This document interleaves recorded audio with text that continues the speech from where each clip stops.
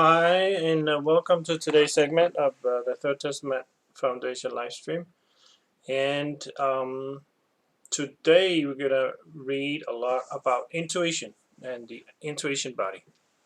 But before we go into the reading, let's just introduce a little bit about what is the different bodies that we have, and um, to kind of put it in perspective. So we see that we have the main symbol, and let me just state for the record that all symbols are copyright of the Martinez Institute. And we have the main symbol here, and we can see that there are 6 realms of existence with 6 colors, right? Red, orange, yellow, green, blue, and light indigo. So these 6 realms represent one spiral cycle, and it takes millions of years to go, hundreds of millions of years to go through each color or each life zone. So one spiral cycle is an enormous span of time, and if we kind of zoom in on where we are now in this spiral cycle, we are right here, this planet, going towards the star, which is the entrance to the real human kingdom. This star representing the great birth, and the great birth is also the activation of the intuition body, where it comes out of its latent state and goes into its first state of growth. So we can't see we can't see the intuition body here because the intuition body is blue, but if we can see there's orange and there's yellow, right? So we're going under the orange, which is the killing principle, the animal kingdom, going into the yellow, which is the real human kingdom, and the yellow symbolizes feeling energy, or in an ennobled form, feeling energy is the love energy, true love energy, or all love energy, yeah. But if we actually see the blue way over here symbolizing intuition energy, but if we kind of go closer, we can see the blue is still over here, but if we follow this blue line of intuition energy, we can see that it kind of goes tapers off into where we are here in the transition into the real human kingdom from the animal kingdom, right? So got to remember that the human being is a transitional being, half animal, half human, and we're going into the real human kingdom. But we have to have intuition energy activated before we can enter the real human kingdom. And how do we do that? That's what we're going to read about today. We see that the blue, if we zoom in, if we imagine that this is one being right here, that's what it is. We have a X1, the eye of the being. That's the part of us that is eternal. It never began. And then we have this wholeness body with the 6 basic energy bodies, one for each of the colors of the spiral cycle, right? And we can see that we have the first incipient blue here, and that's going to grow and culminate in the divine will. So and we can see we have these other bodies here too. The feeling energy is culminating, right? So that's also what this symbol symbolizes. Again, X1 here, the I, our eternal part, that which has no beginning.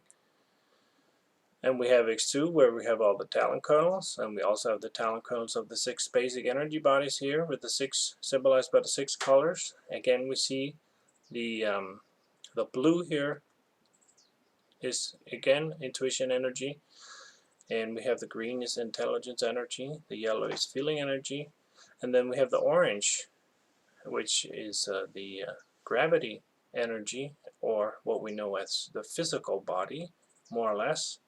Then we have the instinct energy, red, and we have over here the memory energy, light indigo. So these 6 energy bodies are in different relative strength to each other, and in the animal kingdom we see the relative strength is like this, right? We have culminating killing principle, gravity energy here, culminating, and we have a little bit of feeling, a little bit of intelligence, and then we have instinct and memory energy. And we see how the blue here is latent.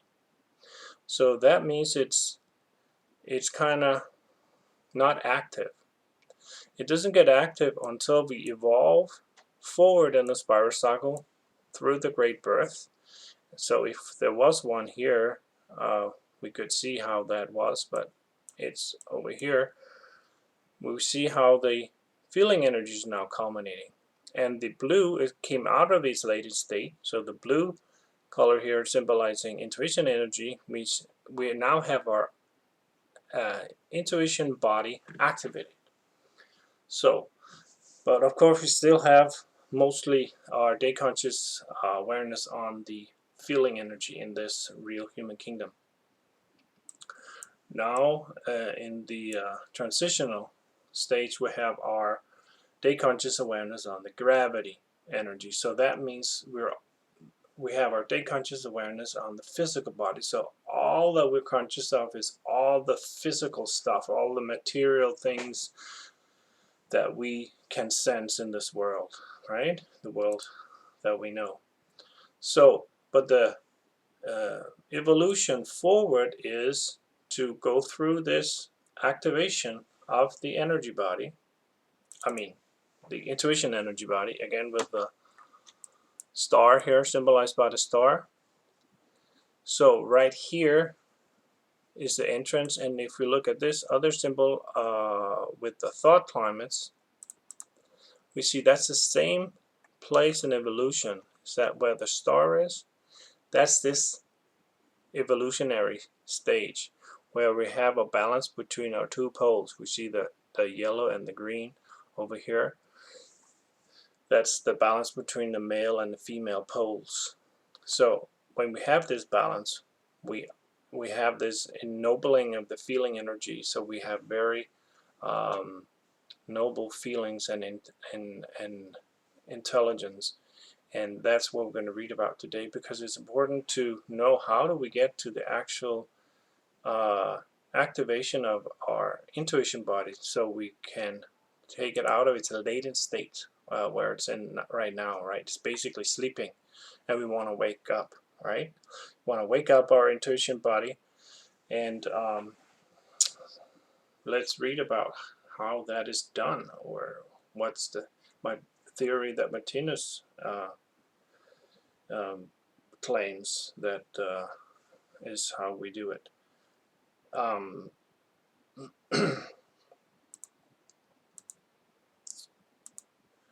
Okay, so this is from the Third Testament, Book of Life, Volume 1, sections 193 to 208.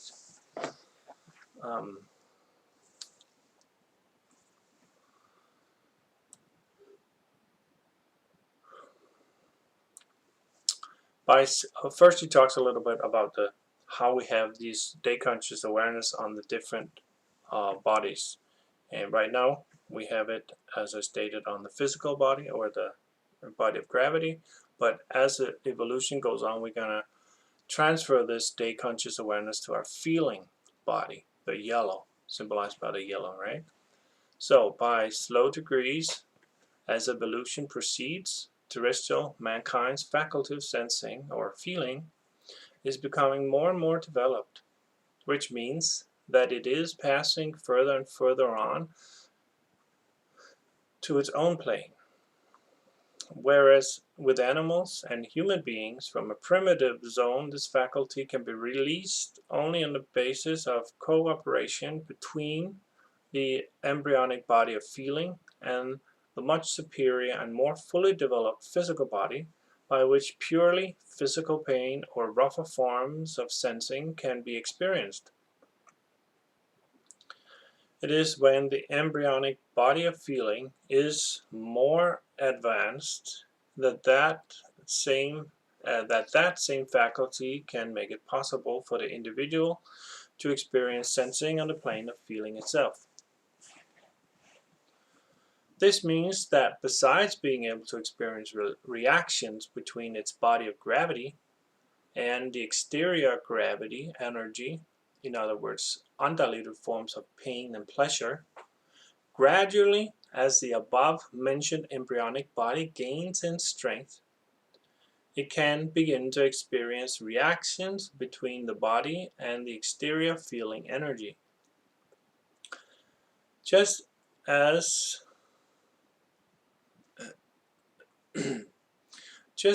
the reactions of the interplay between the body of gravity and the outer gravity energy are identical with the pleasant and the unpleasant, that is, well-being and with suffering, so on the plane of gravity, the reactions of the interplay between the embryonic body of feeling and the outer feeling energy are identical with the pleasant and the unpleasant on the plane of feeling. So he's comparing the physical with the feeling plane, right? But their well-being and suffering appear respectively as synonymous with joy and sorrow. So on the physical plane we have pain, right? Pain and suffering, and here on the physical, the pain is sorrow and the joy. Yeah, I don't know what is the physical joy, but joy and sorrow is on the feeling plane. So the advanced being in the animal kingdom can thus also experience well-being and pain on the plane of feeling, as well as on the plane of gravity or the physical plane. But as the plane of feeling is not a physical but a spiritual one, this indicates that joy and sorrow are in reality of a spiritual nature. And here we see again how terrestrial mankind's daily existence to a large extent takes place in the spiritual world. But in accordance with the degree to which the individual can experience sensing on the plane of feeling itself, he also acquires the ability to manifest it likewise. In this way, he gets the ability to create consciously joy and sorrow for fellow beings. This manifestation of feeling does not, of course, especially promote joy in that first zone of development, where the body of gravity and gravity energy are still playing an important role and, according to later analysis, are working so that the manifestations release themselves in selfishness, greed, and intolerance, together with other forms of lower consciousness tendencies. All of these latter tendencies constitute primitive manifestations of feeling. But as the embryonic body of feeling develops little by little and connects with the embryonic body of intelligence, and cooperation between these two embryonic bodies obtains mastery over the cooperation between the body of gravity and the embryonic body of feeling, and the individual begins to be capable of working with harmonized energies of feeling and intelligence, which is the same as love energy, then experiences and manifestations of feeling will belong to that reality we call pure love. And these are the manifestations which are usually expressed as feeling. And these are the manifestations which are usually expressed as feeling. When we say about a piece of music that it is played with feeling, this feeling is the expression of manifested spiritual feeling behind the physical plane. It is from this same level of consciousness that there arise the more noble impulses of feeling, such as generosity, self-sacrifice, compassion, and tolerance, and a lot others could be mentioned here. All demonstrations of feeling thus constitute a wide scale of manifestations of life which reach from love to hate. So this was just a little intro to the intuition energy. Now we're going to move into the intuition energy, and that's what most of the reading is going to be about. As the material for the individual's spiritual experiences gradually becomes identical with genuine love energy, the remaining reflected images or memories in the consciousness become refined accordingly. But to the same degree as the memories are slowly becoming refined in this way, they can no longer be sensed or experienced by the body of intelligence alone. Just as one cannot move the memories of feeling with the physical body, neither can one with the embryonic body of intelligence experience or sense memories which have attained such spiritual refinement that they consist of the material of pure love. Such recollections can be adapted by the individual only when cooperation between the embryonic bodies of feeling and intelligence has become so pure and harmonized that the germ of a new spiritual body can begin to develop in the consciousness. With the cooperation between the developing embryonic bodies of feeling and intelligence and that newly begun embryonic body, the individual will be able to experience and to create with life's very highest material or forms of energy. This means that the individual, according to the development of that new embryonic body, will be able to sense life's highest memory material, which constitutes reflected images of the highest knowledge, harmonized with the most noble experiences of feeling, together representing that perfection and purity expressed here in Leaves Book of Life as real love, to the benefit of the faculty of recognition, which in this way is brought to its culmination. As the faculty of recognition through all stages of evolution is the decisive factor in the field of conscious experience, then, by virtue of that new embryonic body commencing to function, the individual will begin to meet with the culmination of the highest form of conscious experience. So this is the embryonic body of the intuition.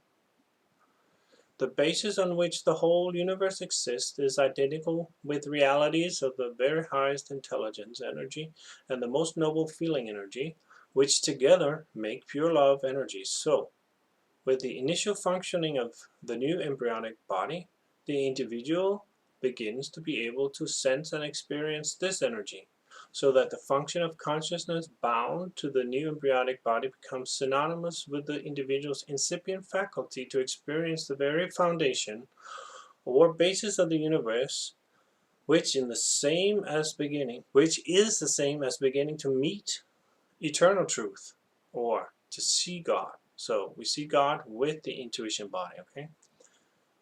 This faculty or high sight is expressed here in Leaves Bow as cosmic sight. The body supporting these highest experiences is described in this book as the body of intuition, and the plane of existence in which this body reaches culmination, that is, when it is able to support that body's day consciousness, is in a later part of the book described as the divine world. So we have the body is the intuition body, the plane it sees is the divine world, right? Because that's where it reaches culmination. Again, up here in the blue, that's the divine world. That's where the intuition body reaches its culmination. You see how here the blue is culminating.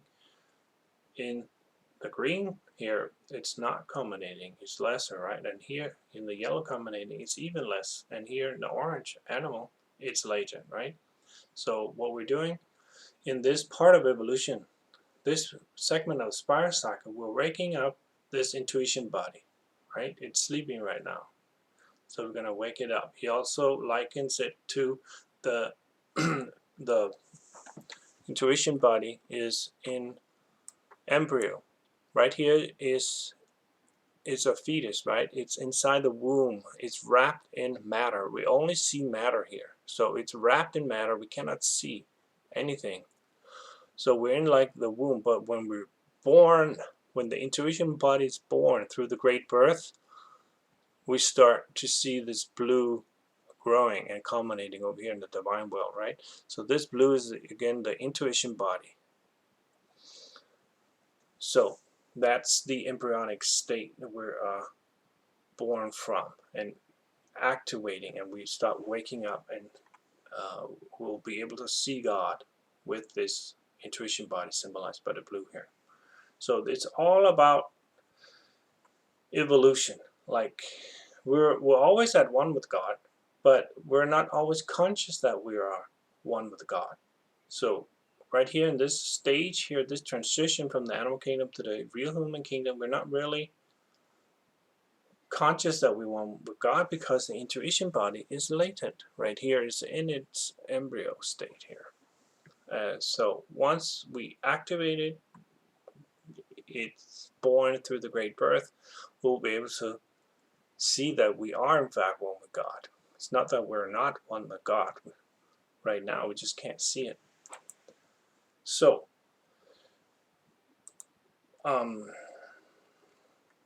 as the commencement of the body of intuition's growth and function is conditioned by a previous highly developed ability to experience and manifest love, a harmony of ennobled feeling and intelligence. So he just defined what this love is, right? It's a harmony of ennobled feeling and intelligence. That's the love. It's not romantic love. It's this all love here. So as the commencement of the body of intuition's growth and function is conditioned by a previous highly developed ability to experience and manifest love, and that body constitutes the organ or tool by virtue of which the individual shall see God, we have here the confirmation of that eternal saying, "Blessed are the pure in heart, for they shall see God."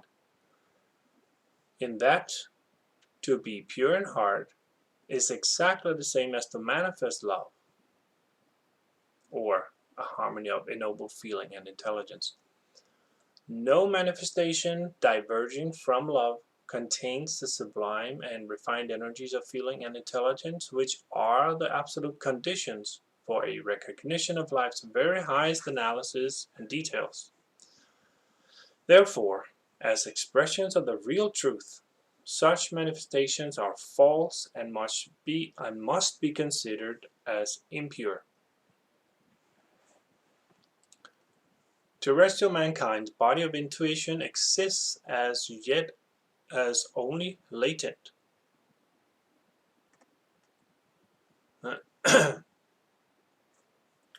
Yeah, so that's what we talked about before. Terrestrial mankind, that's us human beings here on the planet. Terrestrial mankind's body of intuition, that's the blue, right? Symbolized by the blue color. That exists as yet as only latent. An embryonic seed that we saw was latent. He calls it an embryonic seed. This is because the energies of feeling and intelligence in mankind's manifestations are still insufficiently refined and harmonized to enable any notable experiences of intuition in pure essence to come about. So those experiences which now and then are released for some individual human beings are still only quite elementary or primitive and outside the conscious control of those individuals. Nonetheless, they represent the body of intuition's first faint indications or signs of life.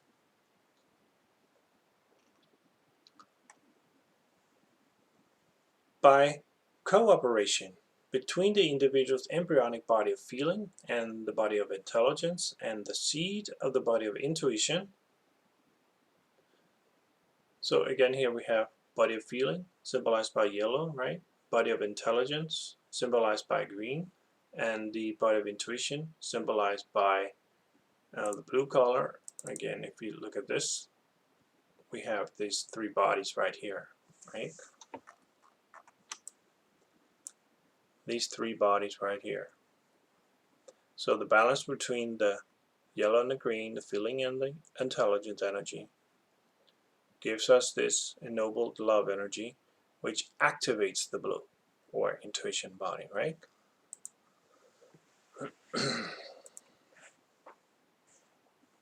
So by cooperation between the individual's embryonic body of feeling and the body of intelligence and the seed of the body of intuition, the highest and purest spiritual energies can be met with and utilized.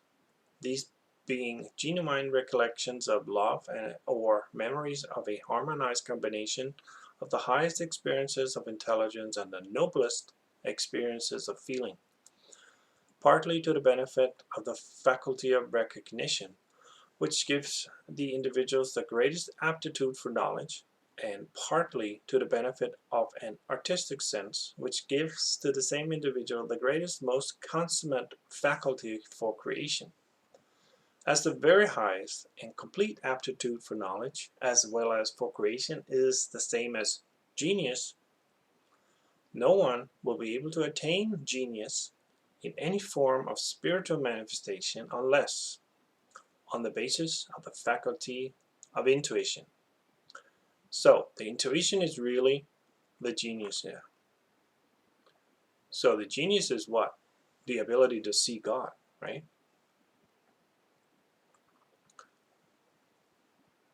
As for the body of intuition's high spiritual standard, but weak embryonic condition in the terrestrial zone, its function lies quite outside terrestrial mankind's state consciousness.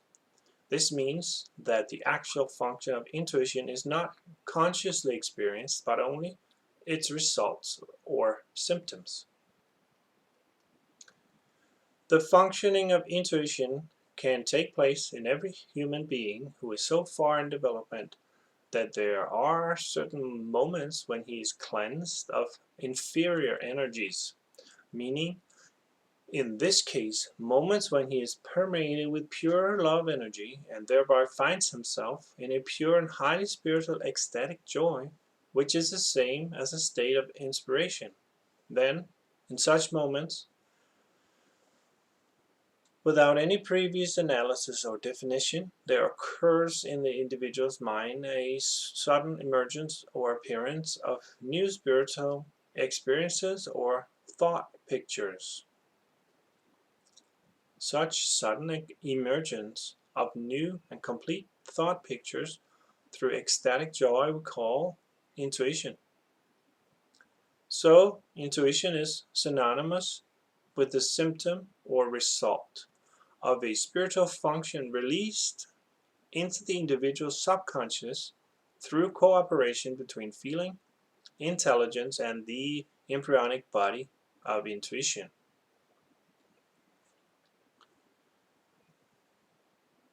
So, here it gives the one definition of intuition, right? So there is emergence, a sudden emergence of new and complete thought pictures through ecstatic joy. That is intuition.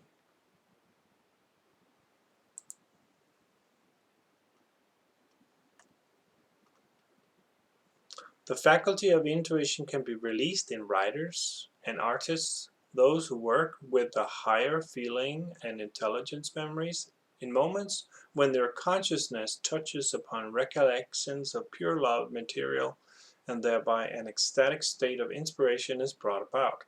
Thus, when the faculty of intuition breaks out in a writer or an artist, new material for ideas, perhaps for a poem, play, fairy tale, or other form of artistic manifestation, comes like a lightning flash into the conscious thought world in a form organized and ready-made. Through such inspiration, a person will be different from another person not having intuition, mainly on account of the latter person having to build up his material solely by means of the body of intelligence. So, the intelligence body basically is a neutral energy, right? It can combine uh, things that we're day conscious aware of.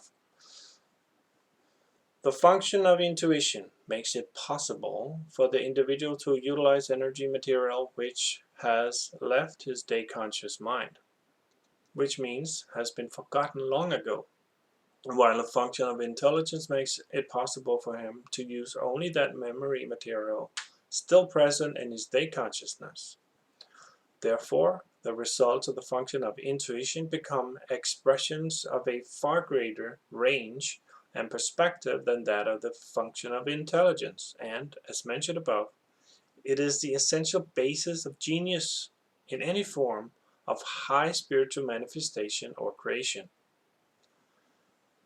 In the same way as intuition begins to make itself evident for the more advanced artist or writer, so does it begin to manifest itself also in the mind of a more advanced scientist or researcher. When he has arrived so far in his researches that he is beginning to work with spiritual problems of such purity that they consist of love energy, then he too enters an ecstatic state of inspiration and through intuition has access to spiritual memory material which lies outside his waking consciousness. Intuition, then, presents itself in fleeting glimpses or snatches of absolute knowledge, and these glimpses are thus the commencement of cosmic sight. As we have mentioned previously, one cannot with the body of intelligence alone sense or take advantage of the very highest spiritual memories or recollections consisting of the very highest harmonized energies of feeling and intelligence. These memories can be sensed or utilized only by the power of the body of intuition. While an individual is more or less conscious in carrying out a transference of memories of ordinary visual or oral impressions, made possible by the body of intelligence, in the form of reasoning and reflection, and at the same time has them under control of the will. So, spiritual memories, sensed and utilized by the power of the human being's body of intuition, not yet under conscious control, do not appear permanently, but only at such moments when there is no interference by gravity energy, that is to say, interference by lower tendencies taking place in the individual's mind. In such moments, by the power of the body of intuition, he can come into contact with his highest memory material. This means that the individual is able, although in an unconscious way and only due to the law of attraction and repulsion, to utilize his truly highest spiritual memories to the benefit of extending the faculty of recognition in order to identify new and high spiritual experiences. This being the same as cosmic consciousness or cosmic sight. Besides this, he will have the ability to use that same memory material to create new spiritual picture forms and in this way to increase his creative faculty. As even the more advanced human beings are still for the most part functioning with memories of physical feeling, that is to say, less developed functions of feeling and intelligence, and only momentarily find themselves functioning in pure love, and as only in the latter can the function of intuition take place, then, correspondingly, experiences of intuition will be brief. When the individual's embryonic body of feeling has come so far in development that it can support day consciousness and no longer constitutes an embryonic body, then the individual's function of love will become permanent, as well as the function of intuition, which thereby comes under the control of the will, in the same way as the function of intelligence already does in the case of terrestrial mankind.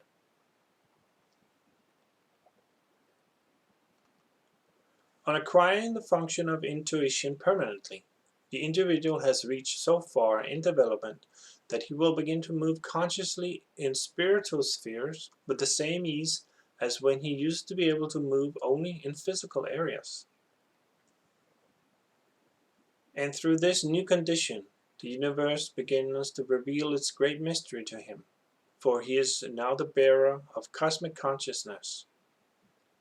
Because this condition always commences with a tremendous release of ecstasy for the individual concerned, after which he remains permanently conscious in the cosmic world, we have defined it in Levy's bow as the Great Birth. We shall learn more about this in coming chapters. So this is symbolized on this symbol, right? The Great Birth is symbolized here by this star. That is the evolutionary stage where the Great Birth happens. Also on this symbol here is the same evolutionary stage, right? We have the same star right here, symbolizing the Great Birth.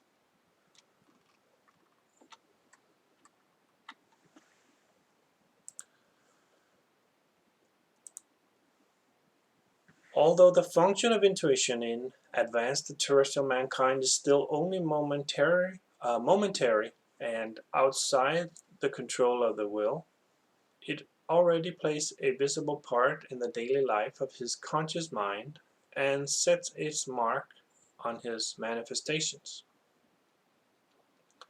As mentioned before, terrestrial mankind does not experience the faculty of intuition itself, but only its results.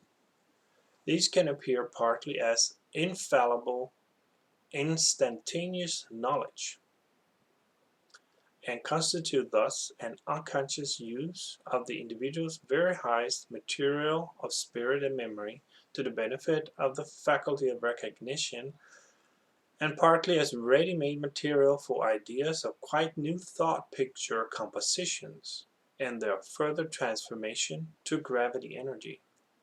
In other words, into physical matter, constituting an intuitive utilization of the individual's very highest spiritual material and memory material to the benefit of the creative ability. So this basically saying that we're downstepping the what we see with cosmic sight. We're downstepping it through our intelligence, and then we're creating something with our physical body, or making a physical manifestation. Could be a house or a building, or could be cars, whatever products we make, but also could be text, right? Text in a book is also a physical manifestation using this intuition body. So that's what the text in the Third Testament is based on, because Martinus did experience cosmic birth. So he had his intuition body activated. So he was able to see these things. He was able to use cosmic sight. So, and that's why the text here is intuition based. So here, as the function of intuition takes place outside the control of the will, as already mentioned, and appears only momentarily, which in this case means during an individual's intermittent ecstatic joy or moments of inspiration, the knowledge which arises in a consciousness through this function cannot be a permanent, coherent knowledge of such grand dimensions that the real and eternal truth, meaning life's greatest analysis of problems, is fully revealed, but on the contrary, only as a revelation of those questions with interruptions corresponding to the interruptions in the individual state of ecstatic joy and inspiration.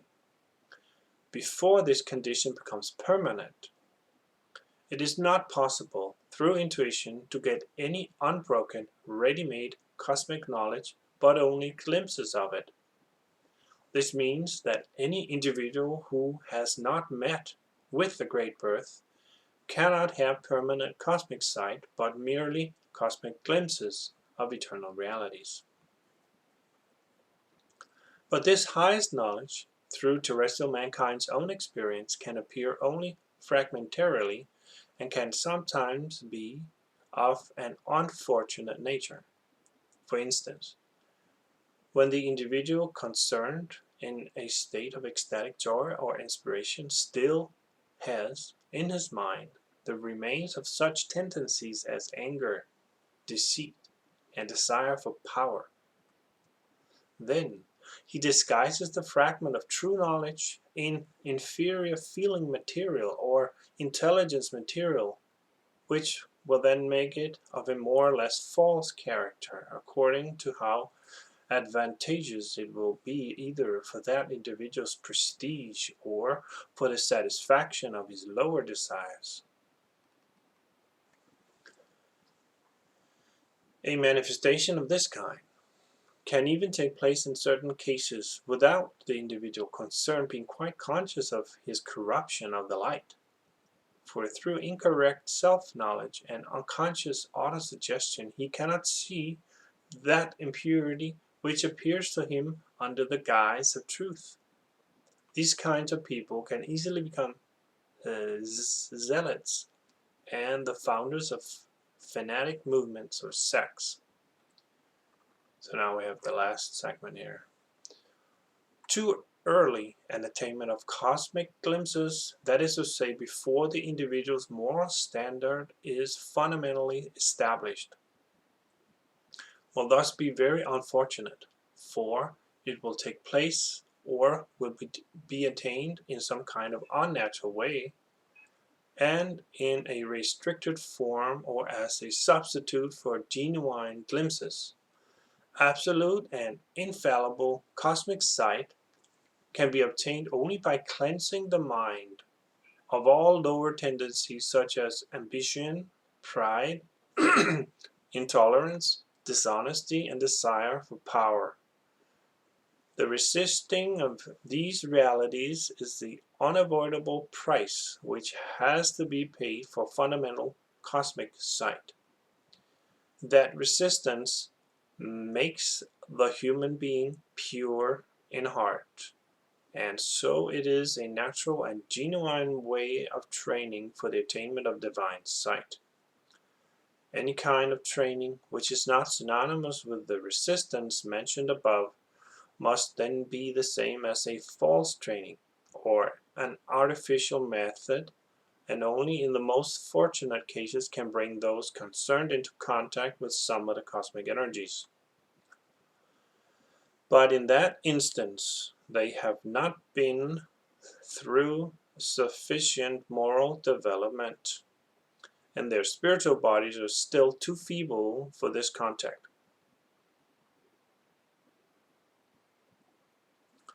Therefore, these people will overstrain themselves mentally and become spiritual cripples, a condition that invariably causes fanaticism, which in the worst cases can be followed by mental weakness or insanity.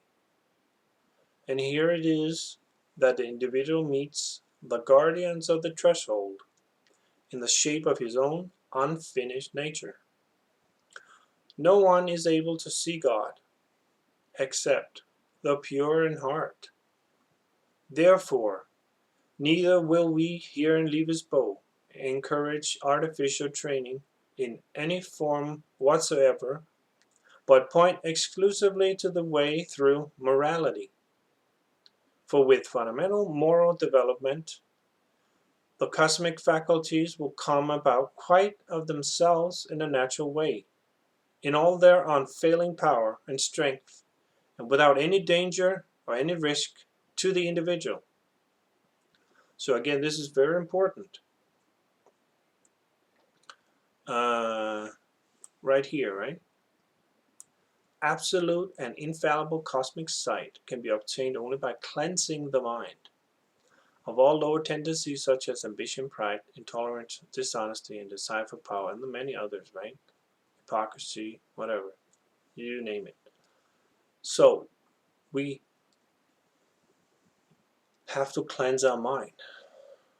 That's the way to activate our intuition body, cleansing our mind for all these lower tendencies, right? Because if we don't, we cannot see God. We have to be pure in heart, right? How to get pure in heart, pure in mind, pure in our consciousness, pure in our thoughts? We have to cleanse our thoughts. We have to cleanse our thoughts of all these animal-like tendencies, right? Because we're moving into the real human kingdom. You cannot enter the real human kingdom unless you have cleansed yourself, unless you have outlived all the animal-like tendencies in your consciousness, right? So cleansing the mind. And I thought it's very well written, and it's very to the point. It's not very, I mean, it's easy to read, you know. So how do we do this? How do we practice this? Absolute and infallible cosmic sight can be obtained only by cleansing the mind of all lower tendencies. So how can we do this? How do we cleanse the mind?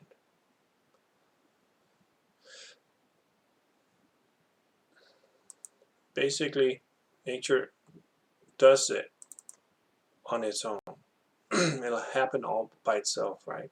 We just let go of the killing energy. Let go of the law of the animal kingdom, which is every man for himself, and we embrace the law of the real human kingdom, which is every man for his neighbor, right? So, love the neighbor, and take care out there. See you next time, and